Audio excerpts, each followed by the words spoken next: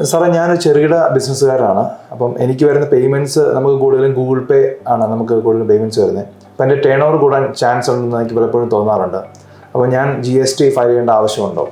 ഇപ്പം പലരും ചോദിക്കുന്ന ഒരു ചോദ്യമാണ്. ഇപ്പം ഞാനൊരു ചെറുകിട കച്ചവടക്കാരനാണ്.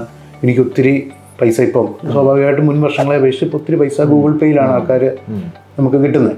അപ്പം എനിക്ക് GSTയുടെ സ്ലാബിൽ വരുമോ, GST എടുക്കേണ്ടി വരുമോ എന്നുള്ളൊരു ചോദ്യം ചോദിക്കാറുണ്ട്. എല്ലാവർക്കും ഉണ്ടാകുന്ന ഒരു സ്വാഭാവിക സംശയമാണ്.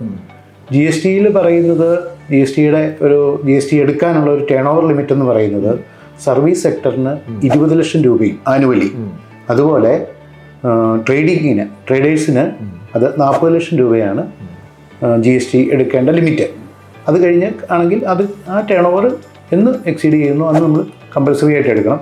അതിന് മുമ്പ് നമുക്ക് എപ്പോൾ വേണമെങ്കിലും രജിസ്ട്രേഷൻ എടുക്കുകയും ചെയ്യാം, എടുക്കുന്നതിന് തടസ്സമൊന്നുമില്ല.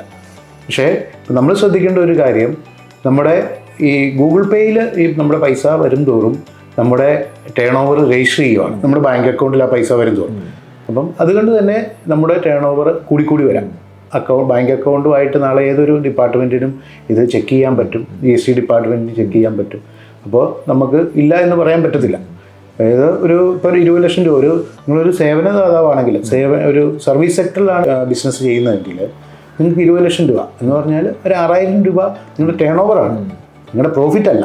നിങ്ങളുടെ ടേൺ ഓവർ ഡെയിലി 6000 രൂപ വന്നെങ്കിൽ നിങ്ങളുടെ പെട്ടിയിൽ വീഴുന്ന പൈസ അല്ലെങ്കിൽ നിങ്ങളുടെ ബാങ്കിൽ വരുന്ന പൈസ 6000 രൂപ കവിഞ്ഞാൽ നിങ്ങൾ GST രജിസ്ട്രേഷൻ എടുക്കണമെന്നുള്ളതാണ്. അതുപോലെ നിങ്ങളൊരു ട്രേഡർ ആണെങ്കിൽ അതൊരു 12,000 രൂപ എന്നുള്ളതായി. അതായത് 40 ലക്ഷം രൂപ ആനുവലി, ഒരു ആവറേജ് ഒരു 12,000 രൂപ നിങ്ങളുടെ പെട്ടിയിൽ വീണാൽ, അല്ലെങ്കിൽ നിങ്ങളുടെ പെട്ടിയിൽ വീണ പൈസയും നിങ്ങളുടെ ബാങ്കിൽ വന്ന പൈസയും കൂടെ കൂട്ടി 12,000 രൂപ നിങ്ങൾ ടേൺ ഓവർ വന്നാൽ നിങ്ങൾക്ക് ചിലപ്പം പ്രോഫിറ്റ് അതിൽ നിന്ന് നോമിനൽ പ്രോഫിറ്റ് ആയിരിക്കും. എങ്കിൽ പോലും നിങ്ങൾ GST രജിസ്ട്രേഷൻ എടുക്കാനായിട്ട് ലയബിൾ ആവും.